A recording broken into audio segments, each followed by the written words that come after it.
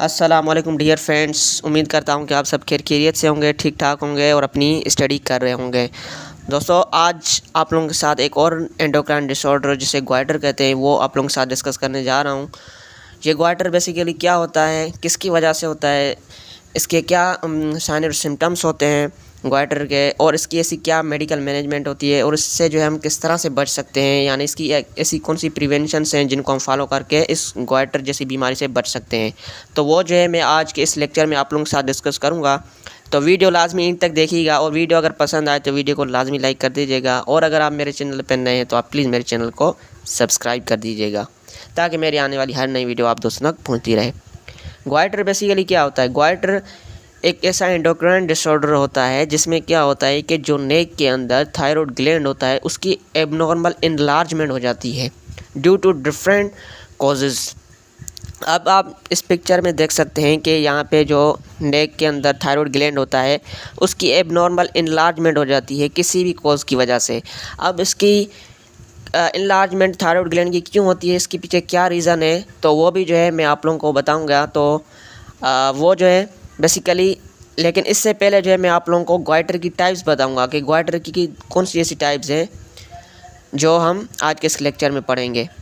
तो goitre basically, goitre को दो टाइप्स में डिवाइड किया गया है। एक होता है डिफ्यूज़ ग्वाइटर, दूसरा होता है nodular goitre. Diffuse goitre basically ये होता है कि यानी जो थायराइड ग्लैंड होता है, जो आप इस पिक्चर के थ्रू देख सकते हैं, जो नेक के अंदर थायराइड ग्लैंड होता है उसकी जो है हाइपरट्रोफी या हाइपरप्लेजिया हो जाती है इसके अंदर, डिफ्यूज़ ग्वाइटर के अंदर।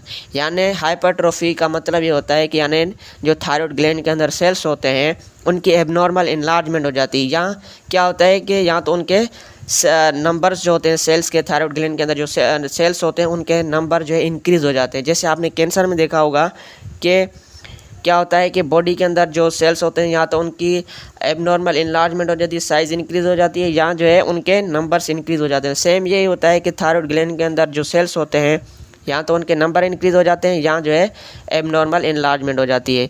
दूसरा होता है नोडुलर ग्वाइटर। नोडुलर ग्वाइटर में ये होता है कि जो थायराइड ग्लैंड होता है उसके अंदर जो है एबनॉर्मल फ्लूइड का एक लंप डेवलप हो जाता है, जो आप इस पिक्चर के थ्रू देख सकते हैं, एबनॉर्मल फ्लूइड जमा हो जाता है। अब ये थी इसकी दो टाइप्स। अब ग्वाइटर बेसिकली होता क्यों है, इसके क्या कॉजेज़ हैं, तो वो भी जो है मैं आप लोगों को वन बाय वन बताऊंगा। ग्वाइटर बेसिकली सबसे पहले हमारे पास यहाँ पे आता है iodine deficiency in diet, main cause है। यानी अगर डाइट के अंदर, आपकी डाइट के अंदर आयोडीन की डेफिशिएंसी है, कमी है, तो ग्वाइटर आपको हो सकता है। इसके अलावा और कौन से कॉजेज़ होते हैं, जैसे अगर थायराइड के अंदर कोई कैंसर हो, थायराइड कैंसर हो, तो उसकी वजह से भी जो है थायराइड ग्वाइटर जो है हो सकता है। यानी थायराइड ग्लैंड की एबनॉर्मल इनलार्जमेंट हो सकती है इस कंडीशन में। यहाँ जो है अगर थायराइड हार्मोन थायराइड ग्लैंड से जो है एबनॉर्मल जो है प्रोड्यूस हो रहे हैं, उनकी एबनॉर्मल प्रोडक्शन हो रही है थायराइड हार्मोन्स की, तो उसकी वजह से भी जो है ग्वाइटर हो सकता है। इसके अलावा कुछ ऑटोइम्यून डिसऑर्डर्स होते हैं जैसे ग्रेस डिजीज़ है या हैशिमोटो थायराइडाइटिस होती है। इसमें यह होता है कि जो थायराइड ग्लैंड होता है उससे एबनॉर्मल थायराइड हार्मोन्स की प्रोडक्शन होती है। ये क्या क्यों होता है, किसकी वजह से होता है, तो ये भी जो है मैं आप लोगों को इंशाल्लाह नेक्स्ट वीडियो में बताऊंगा।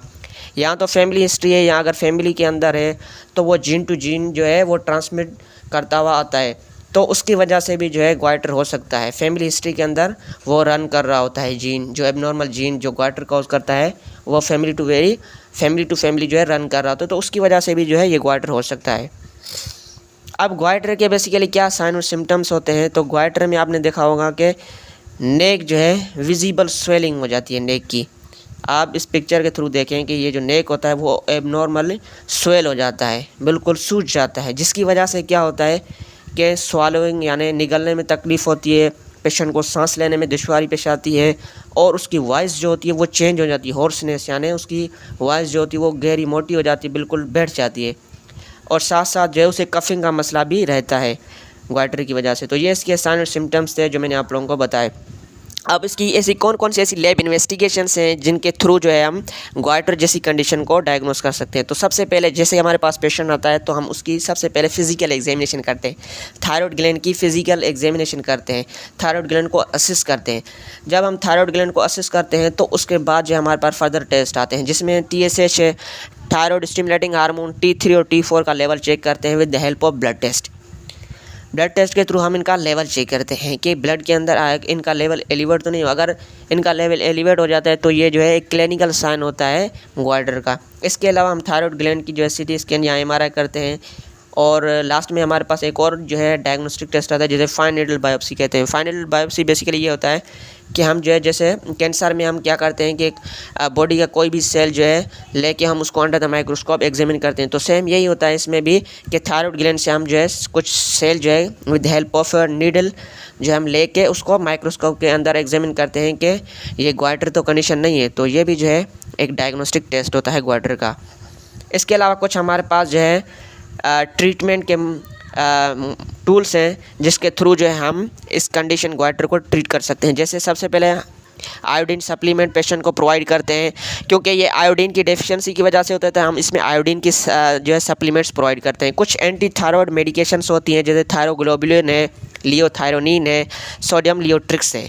तो ये मेडिकेशंस होती हैं जिनके थ्रू जो है हम गॉइटर को ट्रीट कर सकते हैं। इसके अलावा कुछ ऐसी प्रिवेंशंस होती हैं जिनको अगर फॉलो किया जाए तो हम गॉइटर जैसी कंडीशन से बच सकते हैं। जैसे कि आयोडीन रिच डाइट, यानी पेशेंट को जो है आयोडीन रिच डाइट जो है इनकरेज करनी कि वो इनटेक करे।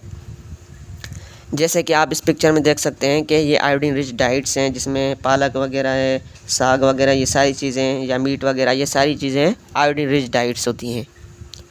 इसके अलावा एक्सेस रेडिएशन के एक्सपोज होने से बचना है, अवॉइड करना है कि ज़्यादा से ज़्यादा जो है रेडिएशन हमें ना लगे, इनसे अवॉइड करना है। इसके अलावा जो है रेगुलर थायराइड का चेकअप करवाना है। अगर थायराइड के अंदर जो है कोई भी एबनॉर्मल इनलार्जमेंट जो है नज़र आती है तो उसको जल्द अज जल्द जो है ट्रीट किया जाए या स्क्रीनिंग करके उसकी ट्रीटमेंट कराई जाए। तो ये भी जो है एक अच्छी प्रिवेंशन है जिसके थ्रू हम इन कंडीशन से बच सकते हैं, यानी स्क्रीनिंग बड़ी ज़रूरी है। अगर हम वक्त पे स्क्रीन करा रहे हैं तो जो है हम इस फर्दर कंडीशन या जो जब वर्स कंडीशन हो जाती है गॉइटर की तो हम उससे बच सकते हैं। तो ये था वीडियो जिसमें मैंने आप लोगों को गॉइटर बताया। दोस्तों उम्मीद करता हूँ कि ये मेरा वीडियो पसंद आया होगा, और अगर पसंद आया तो वीडियो को लाजमी लाइक कर दीजिएगा। अपना बहुत सारा ख्याल रखिएगा। मिलते हैं नेक्स्ट वीडियो में, तब तक के लिए अल्लाह हाफिज़।